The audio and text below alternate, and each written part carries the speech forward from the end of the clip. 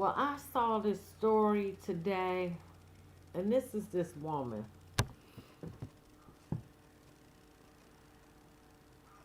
Now, who can she hurt? We live in a messed up society when you can't get the medicine you need to stay alive, and she had to steal it.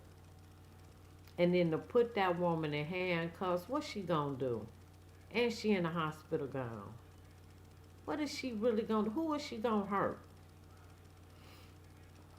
I have a soft spot in my heart for children and seniors. She's 91 years old and in a hospital gown. She was arrested for felony theft, and the judge couldn't believe what he was seeing. Helen and George, 91 and 88, have been married for 65 years. Their life ran on a strict schedule dictated by George's severe heart failure and the 12 pills a day that kept him alive. They had always just scraped by, but last week their supplemental insurance plan lapsed due to a missed payment they couldn't afford. When Helen went to the pharmacy to pick up George's monthly prescription, the pharmacist told her the total. It wasn't the usual $50 copay, it was $940. Helen went home with nothing. For 3 days, she watched George's health spiral. He was weak, confused, and breathing became a wet, shallow rasp. She knew he didn't have much time. Terrified, she went back to the pharmacy. While the pharmacist was busy, she did the unthinkable. She stole the medicine. When desperation meets love, the result is unforgettable.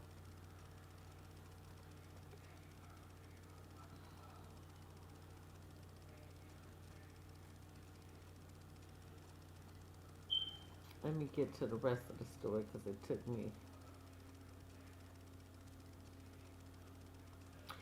In the courtroom where justice is typically blind, there are moments when even the most seasoned judges find themselves caught off guard. For Judge Marcus, a day in this long career that he would never forget came this 91-year-old woman named Helen Miller stood before him, wearing nothing but a hospital gown and shackles on her wrists. She had been arrested for felony theft.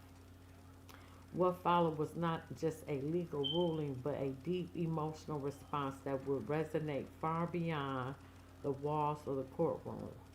Helen's crime wasn't one of malice, it was an act of desperation, driven by love and a system that had failed her.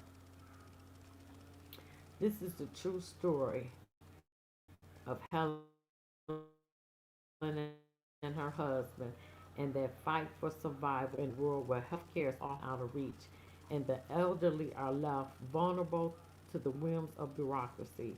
It is also a story how a simple, compassionate act of justice can bring to light the deep systematic failures that affect millions of Americans every day. Helen and George have been married for 65 years. The love story began in a time when life was simple, but also often filled with struggle.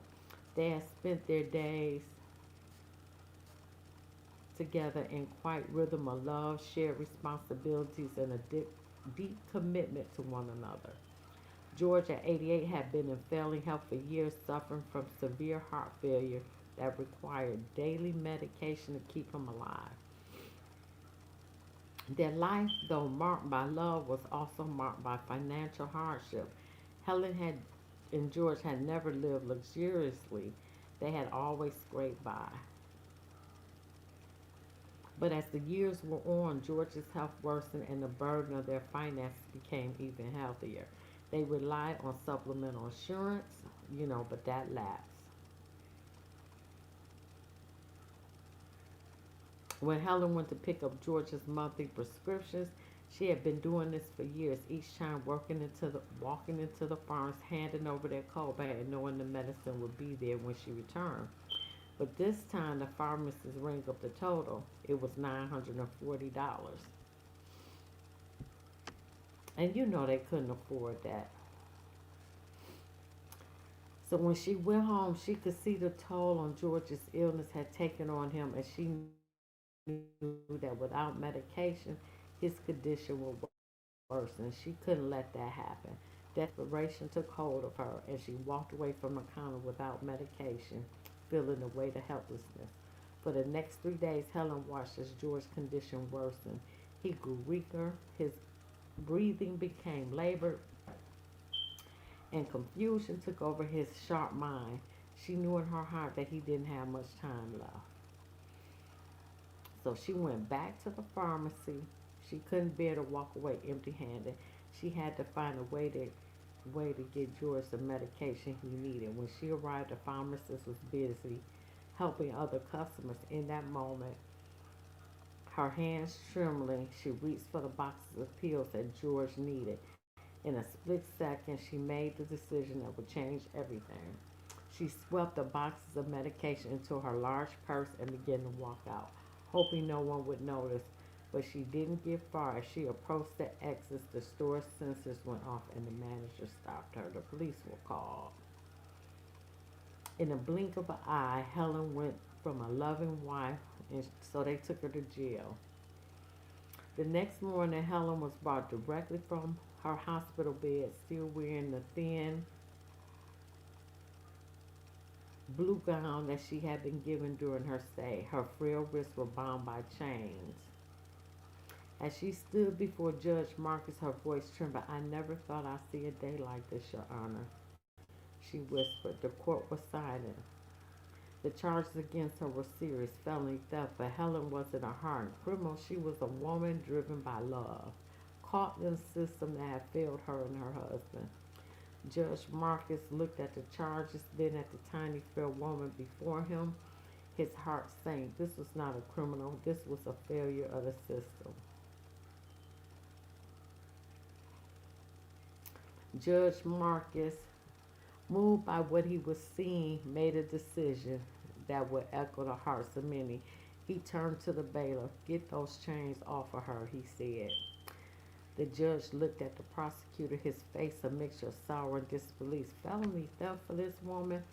The courtroom was stunned. It wasn't just the fact that Helen had been arrested, but the context of what had happened. This wasn't a case of someone taking something for personal gain. This was a woman trying to save her husband. Helen cried out in anguish. "He couldn't breathe. I didn't know what to do. He's all I have. I just needed his medicine." Judge Marcus' expression hardened, but not at her. His anger was directed at the situation. "This is not a criminal. This is a failure of our system."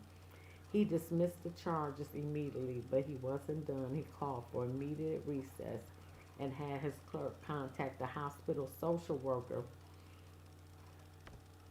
and he wasn't going to let this situation continue.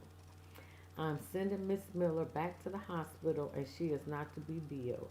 And I want a social worker at her home today to get her husband the medicine he needs and get them enrolled in an emergency assistance program. We will not let this happen." In that moment, Judge Marcus took the stand, not just for Helen, but for countless others who find themselves trapped in a system that prioritize rules over humanity.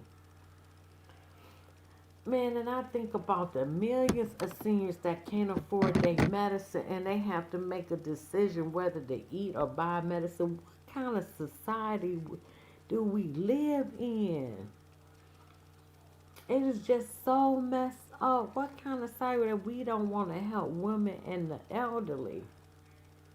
Man, we is so messed up. God got to come back and tear this mess down. He got to destroy all of this. Because we have lost our humanity. But like, share, subscribe, leave a comment.